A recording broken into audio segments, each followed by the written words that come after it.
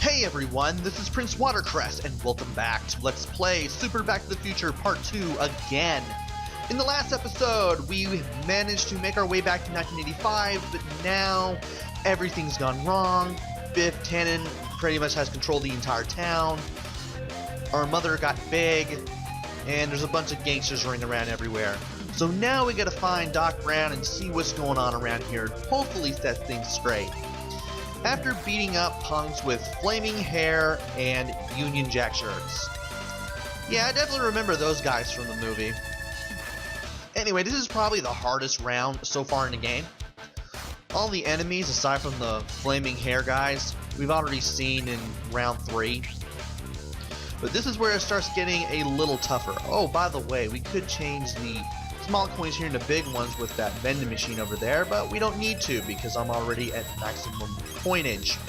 Anyway, as I was saying, it's easy now, but it gets a little more hectic later on.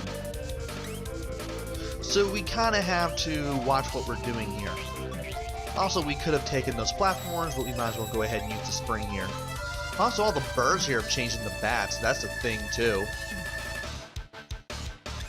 And thankfully, the path is pretty linear. Also, we have a new enemy, these machine gun guys. You can actually destroy their little ammunition, their little shots with a jump attack, but they don't give you any coins if you do that. Nevertheless, it is easy to take it down. Also, right here, it is possible to get hit and then get knocked back in the other direction. I didn't luck out here though, but sometimes you can even get on that platform without landing on that guy or his shots at all, which is really nice. I like the fact that you can tell when the shots are coming because he shoots them out, and before they come out, they just stand there for a second or two before they finally just go forward. Also, right here at this gate, a couple of extra coins, as well as the path leading underground. When in doubt, just keep going right and you should be okay. Just watch out for all the bikers though. And we finally managed to get onto another platform. Finally, we're back up here. Thankfully, we don't have much further to go. Do have to deal with some disappearing platforms as well as ride on another one to get past all these spike pits. But we should be out of this graveyard before you know it. And here we are at the final stretch. One last enemy to face. Mr. Strickland, the principal of the old high school that got burned down in this alternate 1985, complete with a shotgun which he uses to shoot at you. Kinda hard to tell that that's him, but that actually is him. Complete in the bathrobe that he actually shoots you in with. And as soon as you beat round 4-1, you'll find out your dad nearly did die in March of 1973. Doc Brown shows up. Turns out the time-space continuum has been screwed up because, well, things have happened in the past that shouldn't have happened, and therefore we're in some weird alternate dystopian 1985. And we have to find out what's going on that caused all this stuff to happen and keep it from happening so that way we can restore 1985 to what it was. Anyway, it's now time for round 2. This is where it really starts getting difficult. You want to go to the right and hit the switch first. This will cause this platform to show up. From there you can leap over this little wall. And we start seeing some invisible holes with springs in them. Pretty easy so far, as well as this guy. As for how to get up here, just right into the wall while running, and then when you pick up speed on the way back down, that's when you jump over to where you need to go, and there you have it. That's how you get over here. And we got hit by landing in that spike pit, so we might as well go ahead and take advantage of that vulnerability.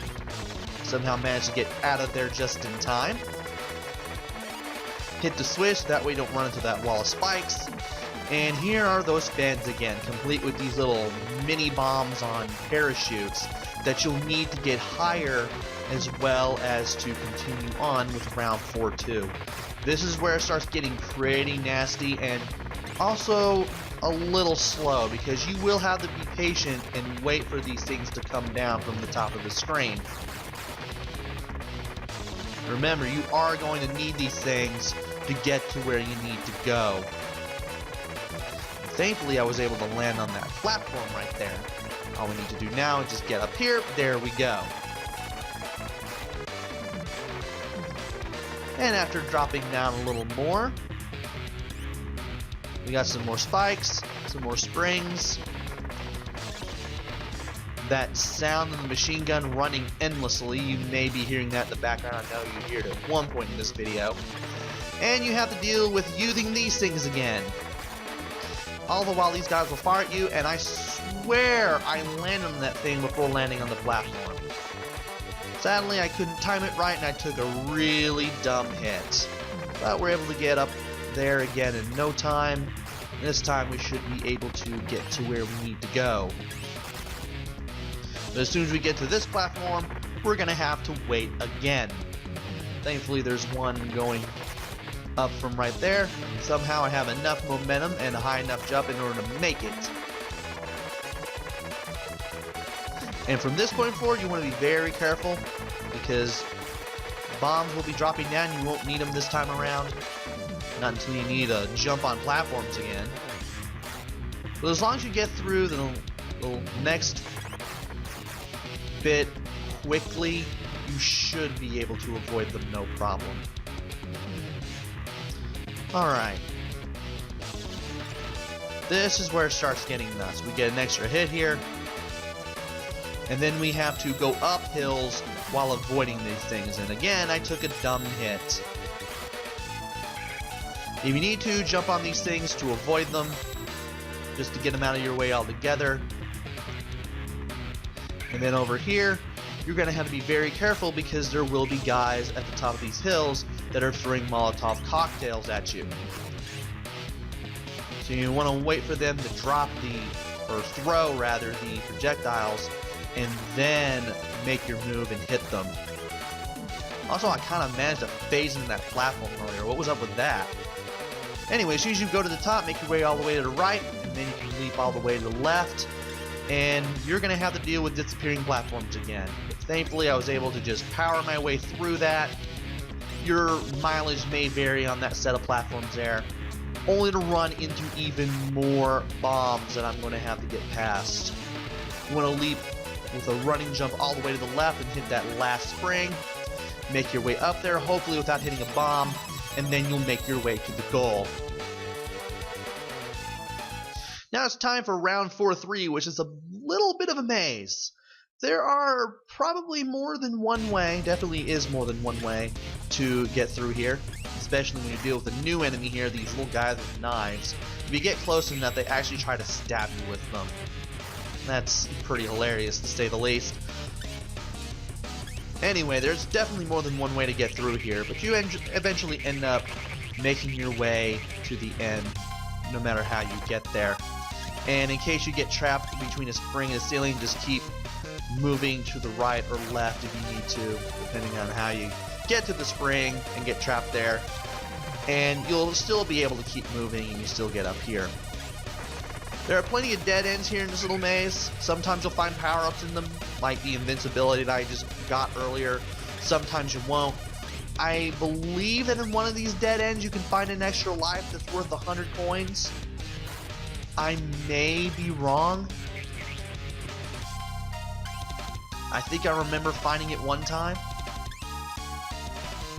But other than that, this area is pretty easy to speed through.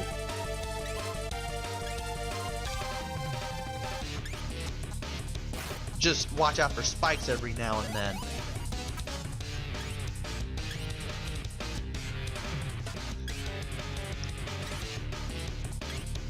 And we keep running into all these knife guys. What is up with that? Well, at least we managed to break the mood here with the machine gun guy, so can't be all bad. Also, I keep jumping in case I manage to run into another enemy. Won't have to worry about that now that we're here where these two spikes are. Just use the fans, and in case you need to, your invulnerability from hitting a spike to make your way all the way to the right. Here's a dead end.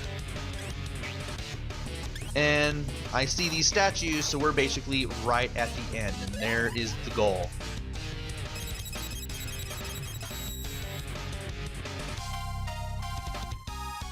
When you beat round 4-3, you'll run into Biff Tannen. He'll tell you how he managed to get all the money to create the Pleasure Paradise and basically turn Hill Valley into a dystopia. Turns out in 1955, this old man appeared and gave him a sports almanac for the years 1950 to 2000. And he told them to use the almanac and use it to get rich, and that's exactly what he did. So the almanac we got in the future has caused all of this to happen. And now we're going to have to fight Biff Tannen, because now that we know his secret, he won't let us live. The main way to beat him is to hit those 2 buttons in the lower corners. There are 4 of them in all, and they cause these little electrical sparks to travel along these paths. And the upper buttons will do absolutely nothing. As a matter of fact, these charges can hurt you if you run into them. You want to use the lower buttons to actually set off the charges that will actually hurt Biff. Biff has 3 attacks. If you get close to him, he'll try to hit you with that billy club. Sometimes he'll shoot at you, and sometimes he'll leap up into the air and try to grab that bar up there in the center of the room and try to shoot at you from there. But if you manage to shock him enough times, you'll be able to take him down, and Doc Brown will save you in the DeLorean. Marty tells Doc Brown what happened, and we're going to have to go back to 1955 and hopefully not mess up the stuff that we did in the first film.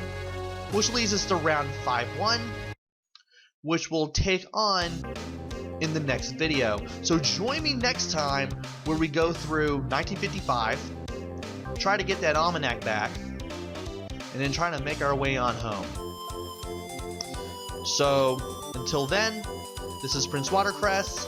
Take care, stay safe, and thanks for watching!